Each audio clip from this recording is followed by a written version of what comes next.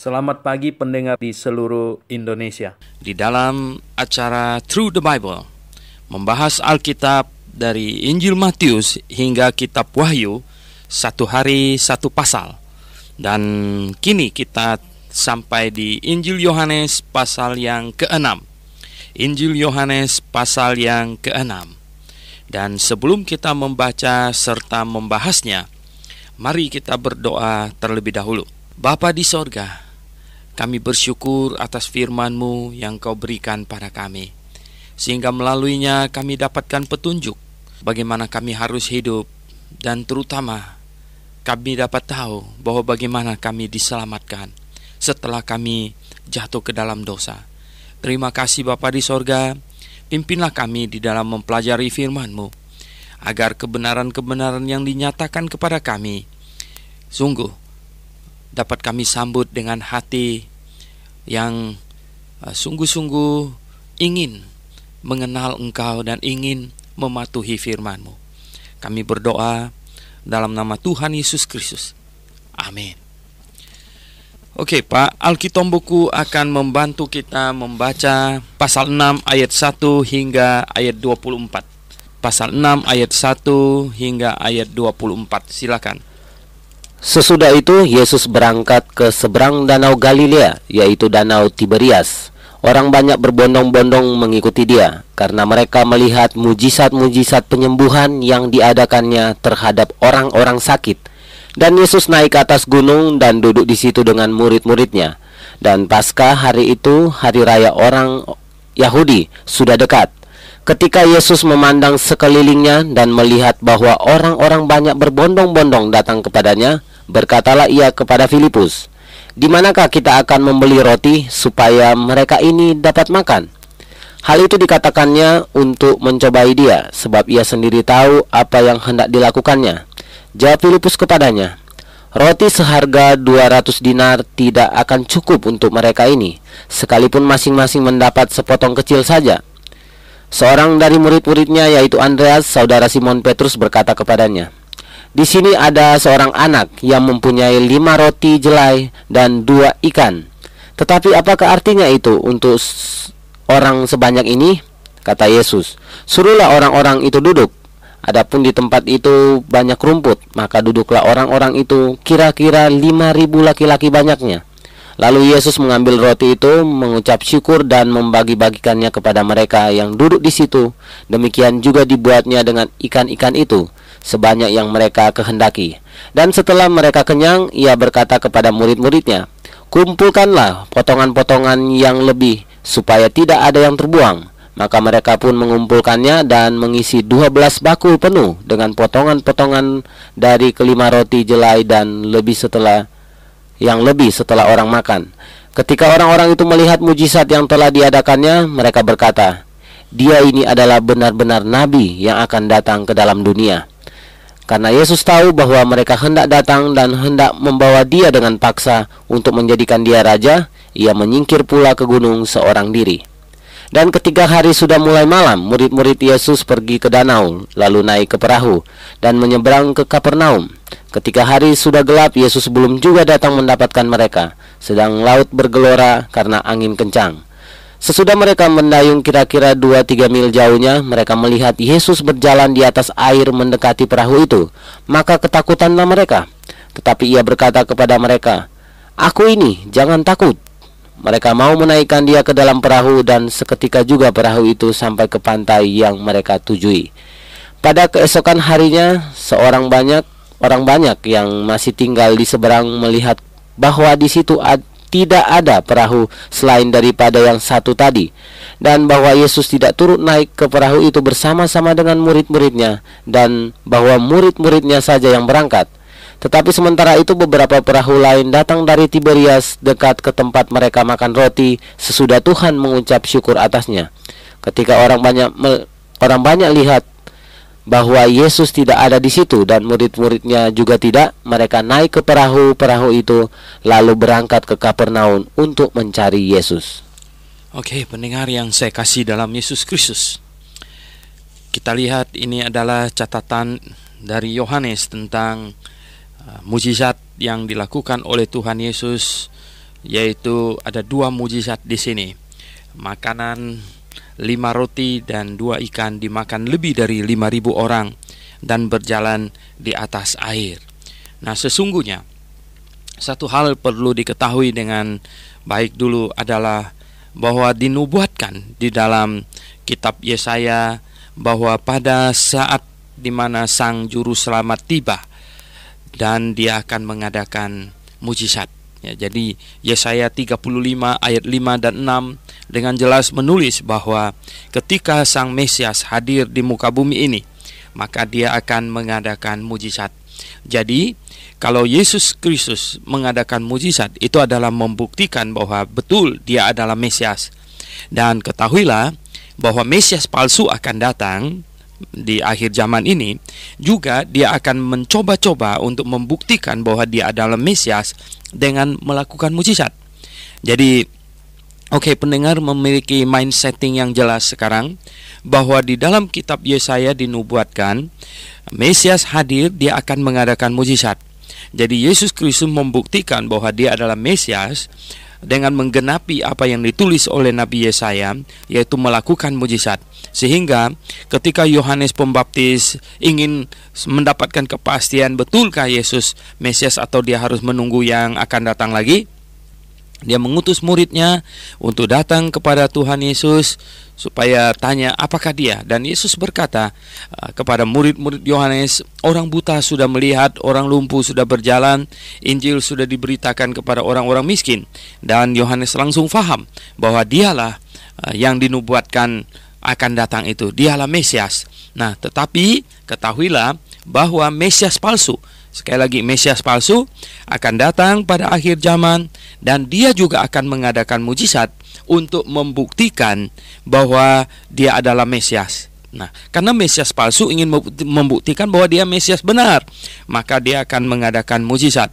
Dan tentu sebelum dia datang dengan mujizatnya yang sangat dahsyat, maka dia akan mengutus nabi-nabinya. Nabi-nabi palsu akan datang dulu untuk bernubuat, dan mereka akan bernubuat dan tidak pernah terjadi. Seperti mereka bernubuat Megawati akan jadi presiden lagi, tidak pernah terjadi. Mereka akan bernubuat ini, bernubuat itu, tidak pernah terjadi. Nah, itu Mesias palsu yang menjadi pembuka jalan bagi Mesias palsu yang akan datang itu. Jadi ini nabi-nabi dari Mesias palsu yang menjadi pembuka jalan bagi Mesias palsu yang akan datang dengan mujizat yang dahsyat. Nah, Tuhan Yesus ini Mesias yang asli. Dia mengadakan mujizat. Di mana satu kesempatan katanya Tuhan Yesus diikuti oleh orang yang jumlahnya banyak berbondong-bondong, dan mereka mendengarkan dia khotbah sampai sekian lamanya, sampai sudah sore. Jadi bayangkan antusiasme mereka sungguh besar waktu itu. Dan Tuhan kasihan kalau suruh mereka pulang sudah terlalu sore, mereka sudah tidak makan sekian lama, sehingga mungkin di antara mereka akan ada yang pingsan. Sehingga Tuhan berkata kepada murid-muridnya, berikan mereka makan. Dan murid-muridnya berpikir katanya bagaimana Filipus berpikir, Tuhan Yesus berkata kepada Filipus, di manakah kita akan membeli roti supaya mereka dapat makan. Hal itu dikatakannya untuk mencobai dia, sebab ia sendiri tahu apa yang hendak dilakukannya. Nah, seringkali di dalam Injil kita membaca Tuhan Yesus bertanya kepada muridnya begini begitu. Oleh sebagian orang yang hatinya memang degil dan tidak mau menerima tentang keilahian Yesus Kristus, akan berkata, lihat tuh kan, dia tanya kepada muridnya, dia nggak tahu. Tetapi lihat di sini Yohanes berkata apa? Ini firman Tuhan berkata, hal itu dilakukannya untuk mencobai dia, sebab ia sendiri tahu apa yang hendak dilakukannya. Nah, jawab Filipus kepadanya, roti seharga 200 dinar. 200 dinar tidak akan cukup. 200 dinar itu sekitar 10 juta. Kalau 1 dinar itu sama dengan 50.000, itu upah sehari gitu. Nah, berarti sepuluhan juta ya. Sepuluhan juta tidak cukup ya. Ya memang betul kalau untuk 10.000 orang ya 10 juta roti nggak cukup ya no. Nah, lalu bagaimana katanya? Sekalipun masing-masing mendapat ya sepotong kecil saja. Seorang dari murid-muridnya yaitu Andreas katanya, ya saudara Simon berkata, di sini ada seorang anak yang mempunyai 5 roti jelai dan 2 ikan. Tetapi apakah artinya itu untuk orang sebanyak ini? Ya sepertinya dia percaya dan dia membawa anak yang memiliki roti 5 ketul dan 2 ikan itu. Tetapi kalimat berikutnya yang tidak enak, yang berkata, apakah artinya itu untuk orang sebanyak ini?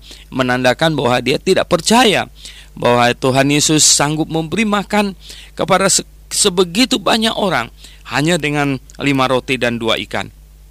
Lalu kata Tuhan Yesus, nah suruhlah mereka itu duduk.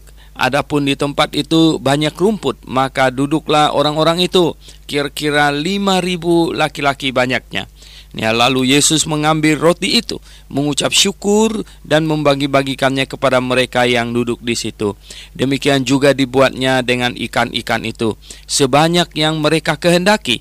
Dan setelah mereka kenyang, ia berkata kepada murid-muridnya, kumpulkan potongan-potongan itu supaya tidak ada yang terbuang. Nah, ini sikap orang Kristen yang baik, menghargai berkat Tuhan. Jangan sampai ada makanan yang terbuang. Ya, sejak saya masih muda, saya sudah membiasakan tidak menyia-nyiakan berkat Tuhan.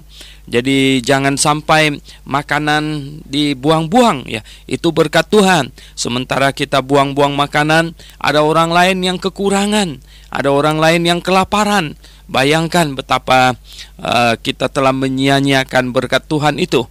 Dan akhirnya mereka mengumpulkan semuanya, seluruhnya ada sisanya 12 bakul ya. Potong-potongan 5 roti itu makannya itu ya no? Dan kita lihat yang penting di sini adalah kita tahu bahwa Tuhan Yesus telah melakukan satu mukjizat yang luar biasa sekali ya. Nah, teolog liberal ya sengaja menghancurkan iman orang Kristen terhadap Tuhan Yesus dan terhadap Alkitab. Ada teolog liberal yang menjelaskan ini, berkata bahwa orang-orang Yahudi ini pelit, mereka semuanya bawa makanan katanya. Jadi ketika anak ini mengeluarkan makanannya untuk diserahkan, dan mereka semua pun semuanya serentak mengeluarkan makanan, dan akhirnya mereka makan makanan masing-masing dan terjadi lebih akhirnya.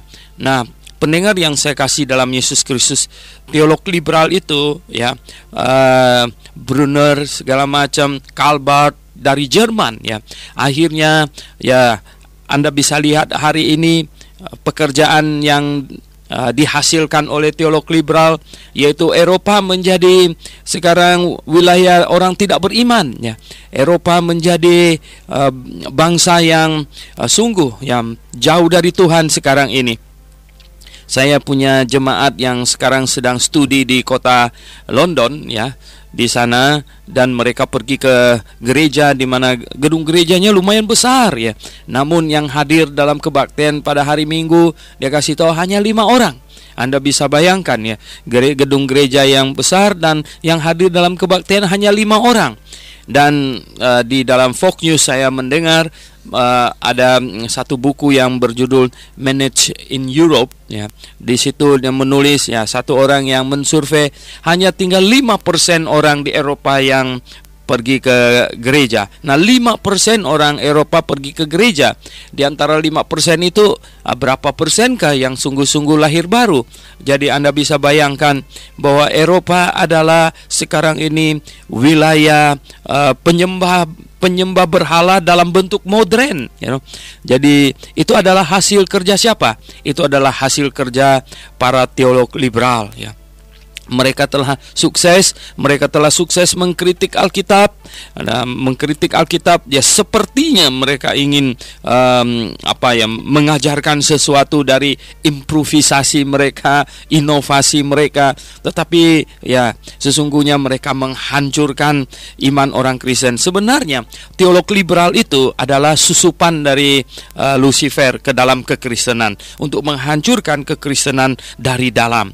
Nah, pendengar yang saya kasih dalam Tuhan Yesus, kita lihat di sini ya.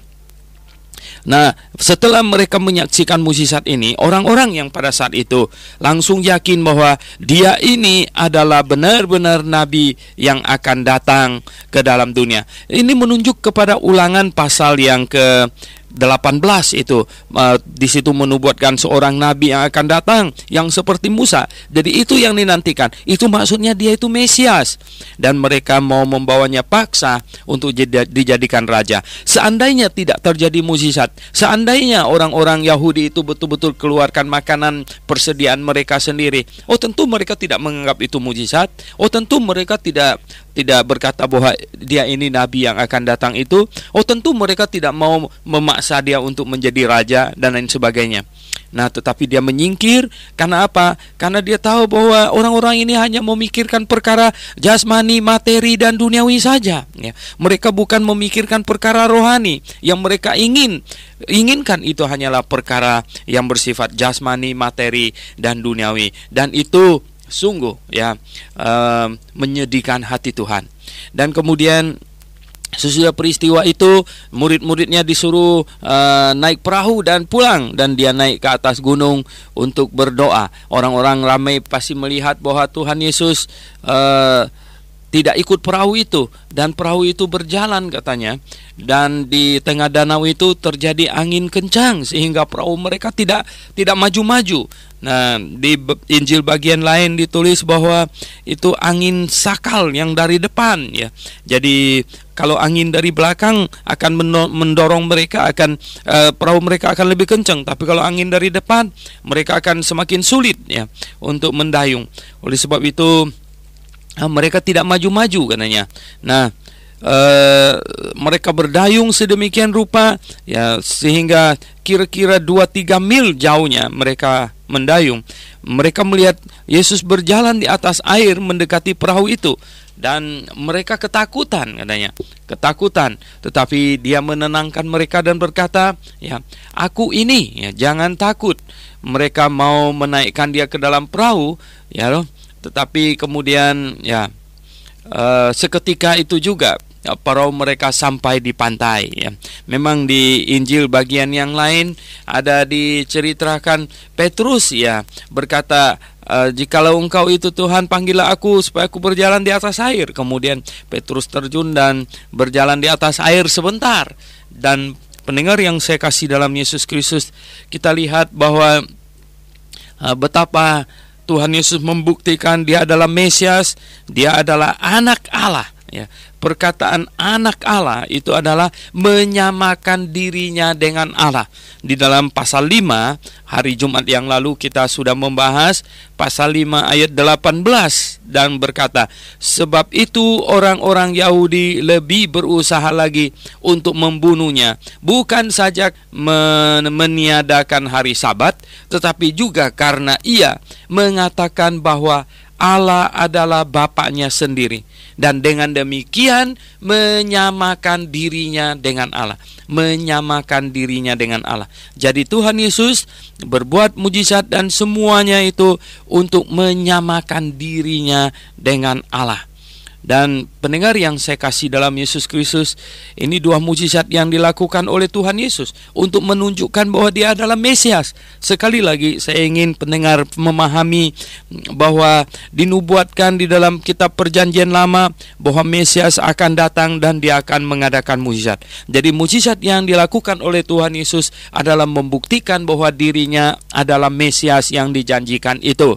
Dan pada akhir zaman akan datang iblis dan akan mengumumkan dirinya itu Mesias. Dan untuk membuktikan dirinya Mesias, maka iblis akan melakukan mujizat-mujizat yang dahsyat, karena dia tahu persis bahwa di Perjanjian Lama dinubuatkan bahwa Mesias akan melakukan mujizat. Jadi untuk membuktikan atau untuk mengelabui orang bahwa dia itu mujizat, dia itu Mesias, bahwa maka dia akan melakukan mujizat. Jadi kita lihat, nah rasul-rasul mengadakan mujizat karena Tuhan Yesus memberikan mereka kuasa untuk membuktikan bahwa mereka adalah rasul-rasul dari Yesus Kristus, rasul-rasul Yesus Kristus. Pada akhir zaman, ya, Mesias palsu akan mengutus rasul-rasulnya, nabi-nabi palsunya, dan dia akan juga memberikan mereka kuasa untuk melakukan mujizat.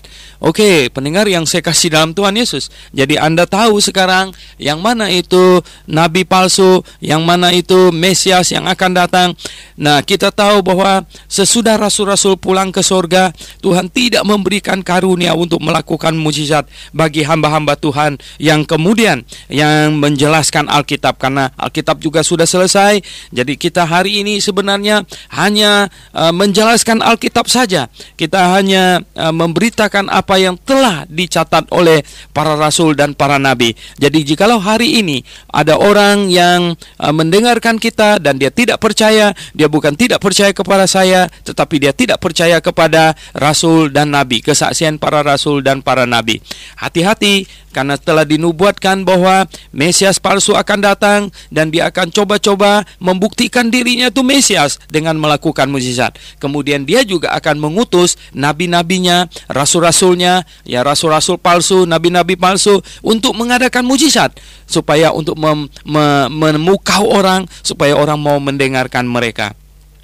Nah, kemudian ayat 22 sampai 24 di situ memberitahukan kepada kita keesokan harinya, katanya orang banyak yang masih tinggal di seberang, ya, melihat bahwa di situ tidak ada perahu selain daripada yang satu tadi, dan bahwa Yesus tidak naik ke dalam perahu itu bersama-sama dengan murid-muridnya, dan bahwa murid-muridnya saja yang berangkat. Tetapi sementara itu beberapa perahu lain datang dari Tiberias dekat ke tempat mereka makan roti, sesudah Tuhan mengucapkan syukur atasnya. Ketika orang banyak melihat bahwa Yesus tidak naik, tidak ada di situ, dan murid-muridnya juga tidak, mereka naik ke perahu itu lalu berangkat ke Kapernaum untuk mencari Yesus di sana. Ya, mereka mencari-cari Yesus Kristus. Di mana dia? Karena mereka katanya ingin memaksanya untuk menjadi raja.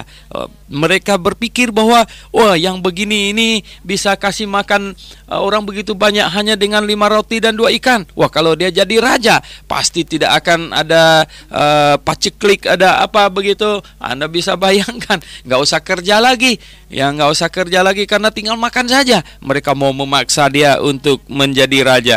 Jadi pikiran mereka itu hanya masalah materi, ya. Pikiran mereka itu hanya masalah jasmani, hanya masalah duniawi. Mereka tidak datang kepada Tuhan Yesus seperti Petrus datang, tersungkur dan berkata, pergilah daripadaku Tuhan, aku orang berdosa. Nah, seorang yang datang kepada Mesias dengan tidak bertobat, gayanya mereka itu begitulah. Jadi tidak bertobat, ya. Mereka mau mereka bagaikan orang Kristen zaman sekarang yang datang kepada gereja yang memberikan menjanjikan berkat materi, gereja yang menjanjikan hal-hal yang bersifat jasmani, ya, kesembuhan dan lain sebagainya. Gereja yang tidak menyerukan pertobatan. Akhirnya jemaatnya tidak ada yang lahir baru, saudara. Tidak ada yang lahir baru. Coba kita bisa tes mereka, pengetahuan Alkitab mereka dan lain sebagainya. Tidak ada. Karena mereka pergi ke gereja, pikirannya hanya apa? Untuk mendapatkan berkat materi, untuk mendapatkan kesembuhan jasmani dan lain-lain sebagainya yang bersifat duniawi. Dan orang demikian mencari Yesus untuk kepentingan dirinya sendiri. Ketika orang banyak menemukan Yesus di seberang laut itu, mereka berkata kepadanya, "Rabi, bila mana engkau tiba di sini?" Yesus menjawab mereka, "Aku berkata kepadamu, sesungguhnya kamu mencari aku, bukan karena kamu telah melihat tanda-tanda, melainkan karena kamu telah makan roti itu dan kamu kenyang. Bekerjalah bukan untuk makanan yang akan dapat binasa, melainkan untuk makanan yang bertahan sampai kepada hidup yang kekal, yang akan memberikan Anak Manusia kepadamu, sebab dialah yang disahkan oleh Bapa Allah dengan meterainya.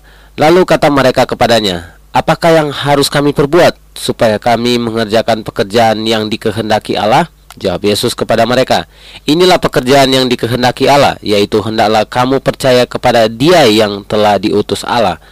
Maka kata mereka kepadanya, "Tanda apakah yang engkau perbuat supaya dapat kami melihatnya dan percaya kepadamu? Pekerjaan apakah yang engkau lakukan? Nenek moyang kami telah makan mana di padang gurun, seperti ada tertulis, mereka diberinya makan roti dari surga." Maka kata Yesus kepada mereka, "Aku berkata kepadamu, sesungguhnya bukan Musa yang memberikan kamu roti dari surga, melainkan Bapa-Ku yang memberikan kamu roti yang benar dari surga. Karena roti yang dari Allah ialah roti yang turun dari surga dan yang memberi hidup kepada dunia." Maka kata mereka kepadanya, "Tuhan, berikanlah kami roti itu senantiasa." Kata Yesus kepada mereka, "Akulah roti hidup. Barang siapa datang kepadaku, ia tidak akan lapar lagi, dan barang siapa percaya kepadaku, ia tidak akan haus lagi. Tetapi aku berkata kepadamu, sungguh pun kamu telah melihat aku, kamu tidak percaya. Semua yang diberikan Bapa kepadaku akan datang kepadaku, dan barang siapa datang kepadaku, ia tidak akan kubuang. Sebab aku telah turun dari sorga bukan untuk melakukan kehendakku, tetapi untuk melakukan kehendak Dia yang telah mengutus aku. Dan inilah kehendak Dia yang telah mengutus aku, yaitu supaya dari semua yang telah diberikannya kepadaku jangan ada yang hilang, tetapi supaya kubangkitkan pada akhir zaman. Sebab inilah kehendak Bapa-Ku, yaitu supaya setiap orang yang melihat Anak dan yang percaya kepadanya beroleh hidup yang kekal, dan supaya Aku membangkitkannya pada akhir zaman." Maka bersungut-sungutlah orang Yahudi tentang Dia, karena Ia telah mengatakan, "Akulah roti yang telah turun dari sorga." Kata mereka, "Bukankah Ia ini Yesus anak Yusuf yang ibu bapanya kita kenal? Bagaimana ia dapat berkata, 'Aku telah turun dari sorga'?" Jawab Yesus kepada mereka, "Jangan kamu bersungut-sungut.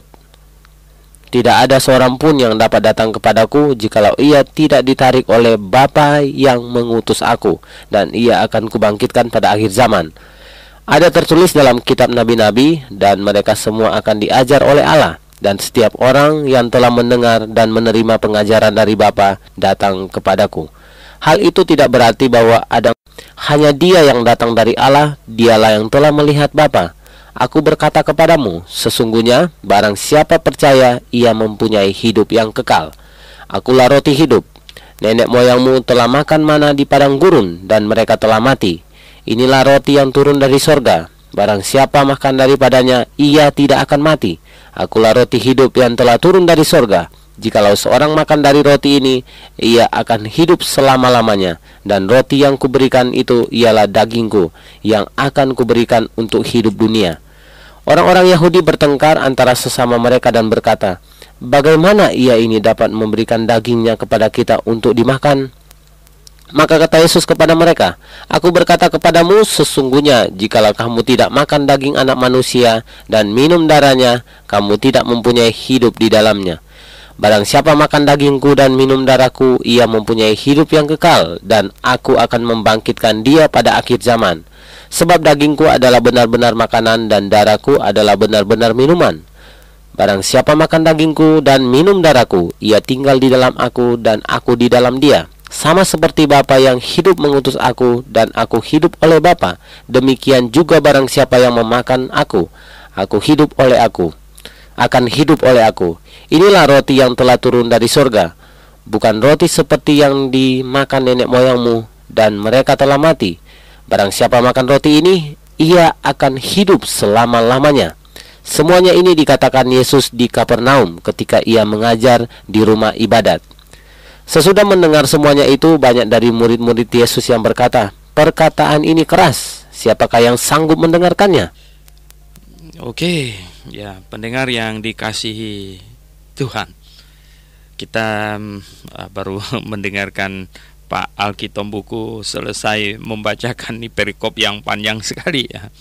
Dan kita akan coba untuk menyelesaikannya dalam waktu 20 menit ini pembahasan ya.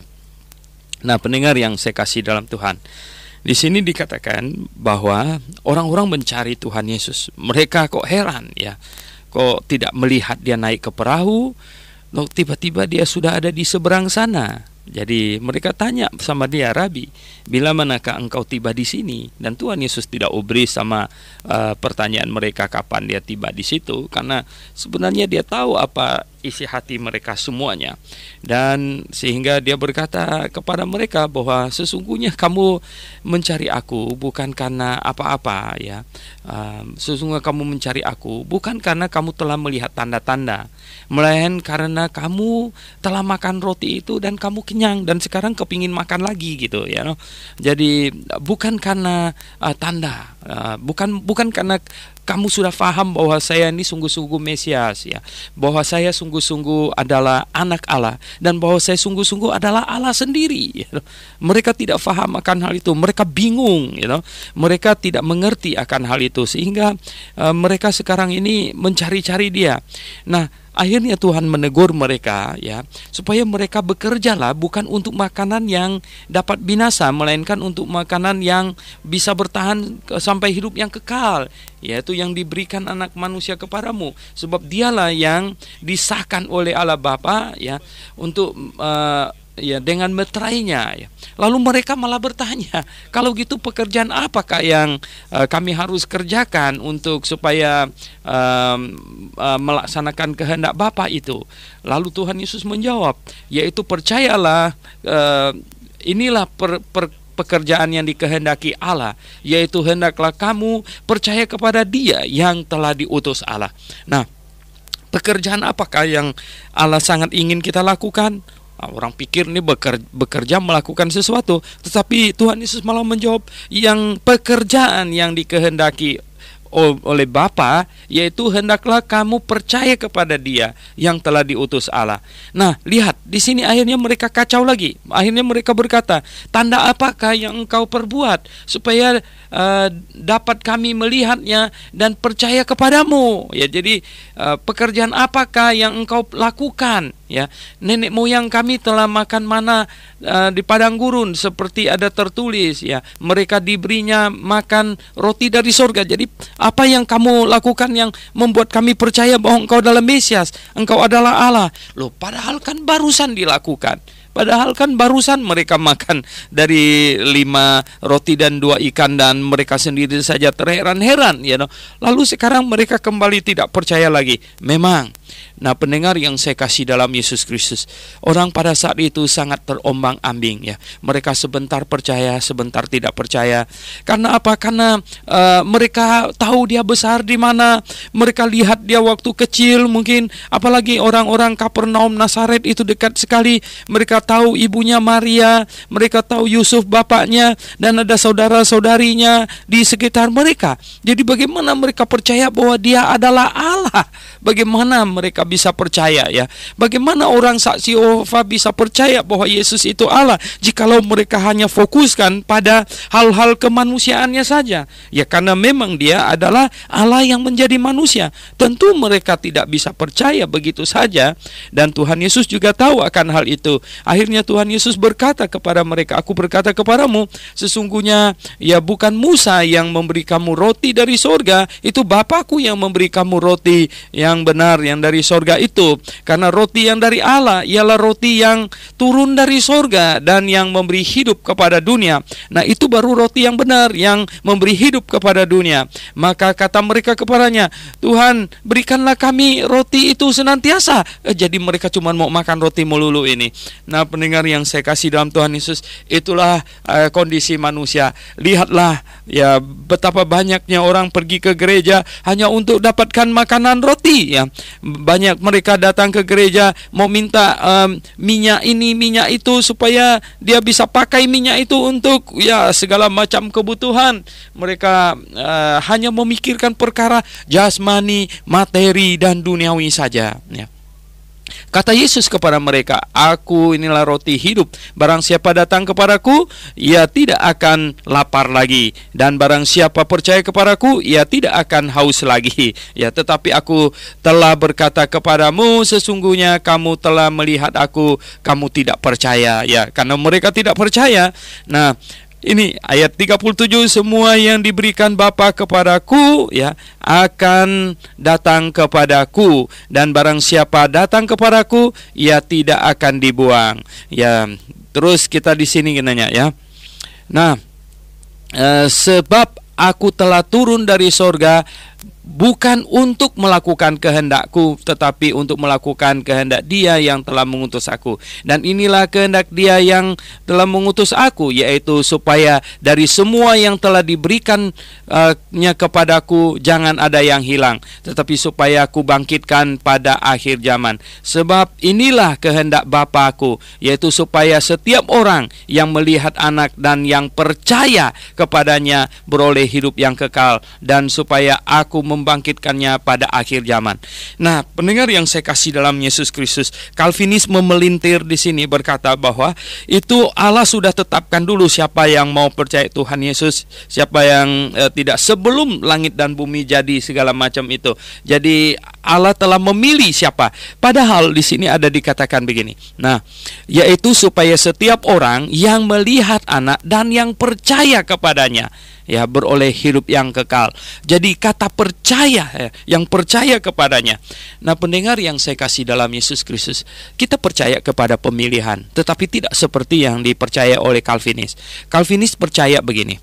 Calvinis percaya bahwa dalam satu dekret Allah, satu saja dekret Allah, segala sesuatunya jadi, dan di dalam satu dekret itu juga lah Allah telah menetapkan siapa yang masuk surga, siapa yang masuk neraka. Dalam satu dekret itu juga lah semua perbuatan manusia itu sudah didekretkan. Nah, ini yang kita tidak percaya. Kalau kita bilang kalau begitu, maka ya semua perbuatan jahat itu pun sudah didekret Allah. Jadi semua perbuatan jahat itu adalah sudah ditetapkan oleh Allah. Nah, sesungguhnya ya predestination-nya Calvinis itu sama dengan takdirnya Islam ya. Jadi doktrin Calvinis dengan doktrin Islam itu hampir sama ya, hampir sama. Yaitu di Calvinis itu predestination, sedangkan di Islam itu takdir ya. Nah, tentu kami tidak setuju akan hal itu. Karena apa? Nah, karena kalau Allah mentakdirkan segala sesuatu dalam satu takdir begitu, maka sesungguhnya tidak ada manusia yang jahat. Yang ada hanyalah Allah yang jahat. Jadi misalnya gini, kalau bapak saya dibunuh orang ya, itu sudah dipredestinasi oleh Allah bahwa bapak saya akan dibunuh orang, maka saya tidak perlu cari lagi penjahat yang membunuh bapak saya itu. Karena yang jahat bukan yang membunuh, tapi yang jahat itu yang mentakdirkan atau yang mempredestinasikan bapak saya dibunuh itu. Nah, pendengar yang saya kasih dalam Tuhan Yesus, kita percaya ada pemilihan, kita percaya itu, tetapi begini, Allah memilih Yesus Kristus. Allah memilih Yesus Kristus sebagai ini anak tunggal Allah, Mesias ya. Di dalamnya semua yang ada di dalam Yesus Kristus akan diselamatkan. Tetapi ya, barang siapa yang mau ada di dalam Yesus Kristus, maka dia harus percaya. Dia harus percaya kepada Yesus Kristus, maka dia akan ada di dalam Yesus Kristus. Dan berarti ya dia ada di dalam pemilihan. Nah, Allah memilih Yesus Kristus, dan semua yang ada di dalam Yesus Kristus itu masuk ke dalam pemilihan Allah. Jadi barang siapa mau ada di dalam Yesus Kristus, dia harus percaya kepada Yesus Kristus. Nah, inilah pemilihan yang kita percayai itu. Jadi bukan seperti yang Calvinis percaya. Dan mereka memakai Efesus pasal 1 ayat 4 juga. Nah, jikalau Anda perhatikan Efesus pasal 1 ayat 4 juga begitu ya. Terpujilah Allah dan Bapa Tuhan kita Yesus Kristus yang dalam Kristus telah mengaruniakan kepada kita segala berkat rohani di dalam sorga. Sebab di dalam Dia Allah telah memilih kita. Jadi di dalam Yesus Kristus Allah telah memilih kita sebelum dunia dijadikan, supaya kita kudus dan tak bercacat di hadapannya. Jadi Allah memilih semua orang yang di dalam Yesus Kristus, dan supaya kita ada di dalam Yesus Kristus, di sini dikatakan ya. Nah, yaitu supaya setiap orang yang melihat Anak dan yang percaya kepadanya beroleh hidup yang kekal. Jadi kalau kita mau ada di dalam Yesus Kristus, maka kita perlu bertobat dan percaya kepada Yesus Kristus. Dan pada saat kita bertobat dan percaya kepada Yesus Kristus, maka kita ada di dalam Yesus Kristus. Dan jikalau kita ada di dalam Yesus Kristus, maka kita adalah menjadi orang pilihan Allah.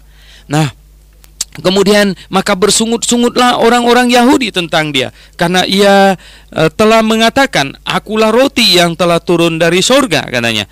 Nah, kata mereka, nah bukankah ia ini Yesus, anak Yusuf, yang ibu bapaknya kita kenal? Makanya tadi saya katakan bahwa sangat sulit bagi mereka untuk berkata, untuk percaya dengan sepenuh-penuh hati bahwa dia adalah Mesias. Dan apalah jauh lebih sulit lagi untuk mereka untuk percaya sepenuh-penuh hati bahwa dia adalah anak Allah, karena anak Allah itu adalah sama dengan Allah sendiri. Nah, sulit sekali bagi mereka untuk terima bahwa dia adalah Allah yang datang, yang mengosongkan diri menjelma menjadi manusia. Nah, sama dengan teman kita yang saksi Yehova dan juga teman kita yang Muslim yang sulit untuk percaya itu bahwa Yesus benar-benar adalah Allah yang telah menjelma menjadi manusia. Nah, orang Yahudi yang hidup sejaman dengan dia jauh lebih sulit lagi untuk percaya, karena mereka lihat itu ada bapaknya, ada ibunya, ada saudara-saudaranya, semuanya. Bagaimana ia dapat berkata, katanya, aku telah turun dari surga. Mereka bilang, kita tahu kok dia besar di sini. Jawab Yesus kepada mereka, jangan kamu bersungut-sungut, katanya. Tidak ada seorang pun yang dapat datang kepadaku jikalau ia tidak ditarik oleh Bapa yang mengutus aku, dan ia akan kubangkitkan pada akhir zaman. Ditarik oleh Bapa. Ditarik oleh Bapa apa? Ditarik oleh Bapa melalui Injil, melalui firman-Nya. Nah, kita lihat selanjutnya. Ada tertulis dalam kitab nabi-nabi, dan mereka semua akan diajar oleh Allah. Ya, mereka semua akan diajar oleh Allah.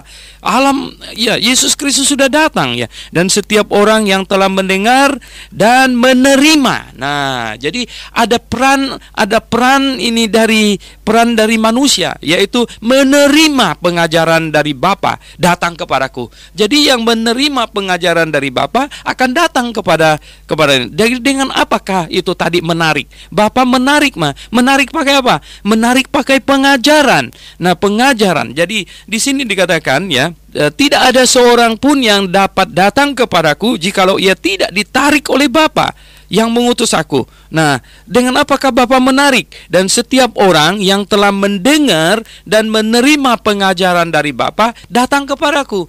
Ya, jadi melalui mendengar dan menerima pengajaran dari Bapa, maka ditarik kepada Yesus Kristus. Jadi yang mendengar dan yang menerima pengajaran dari Bapa. Pengajaran dari Bapa itu yang disampaikan oleh Yesus Kristus. Jadi pendengar yang saya kasih dalam Yesus Kristus, jangan dikacau-kacaukan di sini, ya, bahwa Allah sudah menetapkan unconditional election. Itu tidak benar, ya. Unconditional election itu, kita berkata bahwa yang benar itu justru adalah conditional election, ya. Bukan unconditional, tapi conditional election. Kondisinya itu apa? Yaitu mendengar dan menerima pengajaran dari Bapa, dan akan ditarik oleh Bapa datang kepadaku. Hal itu tidak berarti bahwa ada orang yang telah melihat Bapa. Hanya dia yang datang dari Allah, dialah yang telah melihat Bapa. Ya, katanya kalau dia berkata begitu, bukan berarti ada Bapa datang kemudian mengajar mereka. Bukan. Hanya dia yang telah melihat anak itu sama dengan sudah melihat Bapa. Aku berkata kepadamu, sesungguhnya barang siapa percaya, ia mempunyai hidup yang kekal. Kembali ditekankan di dalam perikop ini, percaya, ya, mendengar dan menerima, percaya, mendengar dan menerima. Nah, mereka harus demikian. Jadi pendengar yang saya kasih dalam Yesus Kristus, di sini akulah roti hidup. Ya, nenek moyangmu telah makan itu mana yang itu, tetapi sudah mati juga. Tapi kalau kamu makan, ya, tubuhku, ya, dagingku dan darahku, kamu tidak akan mati. Wah, ini tambah bingung kan mereka lagi. Bagaimana mereka bisa itu? Nah, Tuhan Yesus berbicara tentang di sini perjamuan Tuhan yang akan datang, yaitu akan mengingat akan Dia. Nah, setiap orang yang bisa memahami, ya, bahwa Yesus Kristus telah disalibkan di atas kayu salib, menanggung semua dosanya, tubuhnya telah dihancurkan bagi kita, dan darahnya dicurahkan bagi kita, dan orang demikianlah yang akan diselamatkan. Jadi orang yang dapat melihat bahwa penyaliban Tuhan Yesus, bahwa tubuh Tuhan Yesus itu dikirim untuknya supaya dia bisa diselamatkan, darah Tuhan Yesus dicurahkan itu baginya supaya dia bisa diselamatkan. Orang demikian inilah baru akan memiliki hidup yang kekal, ya, yang akan kuberikan untuk hidup, ya, ini di dunia ini. Jadi orang-orang Yahudi bertengkar katanya mereka ini. Bagaimana ia dapat memberikan dagingnya kepada kita untuk dimakan katanya. Maka kata Yesus kepada mereka, aku berkata kepadamu, sesungguhnya jikalau kamu tidak makan daging anak manusia dan minum darahnya, kamu tidak mempunyai hidup di dalam dirimu. Barang siapa makan dagingku dan minum darahku, ia mempunyai hidup yang kekal, dan aku akan membangkitkan dia pada akhir zaman. Ya memang ini sebenarnya masih perlu cukup dalam untuk digali. Tetapi karena kita tiap hari satu pasal dan kita akan lewat ini, saya ingin katakan bahwa begini, setiap orang yang bisa melihat dikirimnya tubuh Tuhan Yesus itu ada. Jadi Allah inkarnasi, mengosongkan diri, kemudian sehingga menjadi manusia, memiliki darah dan daging, dan melihat bahwa darah dan daging Tuhan Yesus itu adalah demi agar bisa dia diselamatkan. Nah, orang yang demikian inilah yang akan mendapat hidup yang kekal, ya.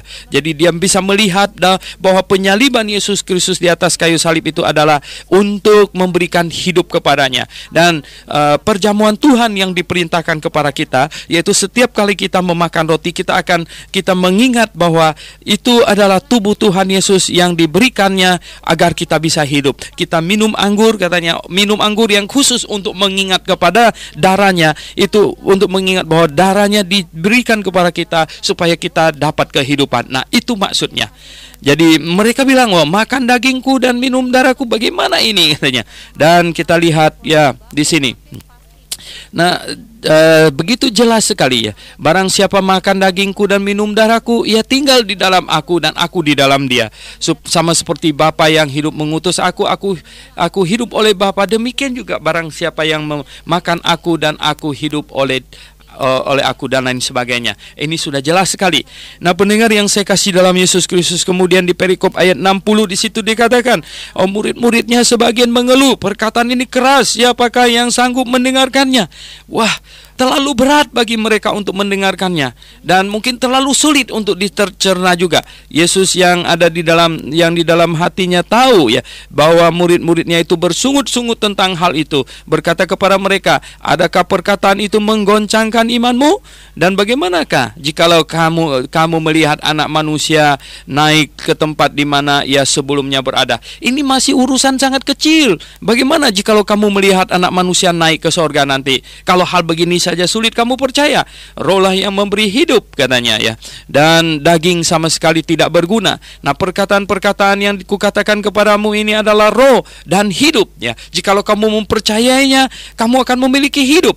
Tetapi di antaramu ada yang tidak percaya. Sebab katanya ya, sebab Yesus tahu dari mana mereka ini ya.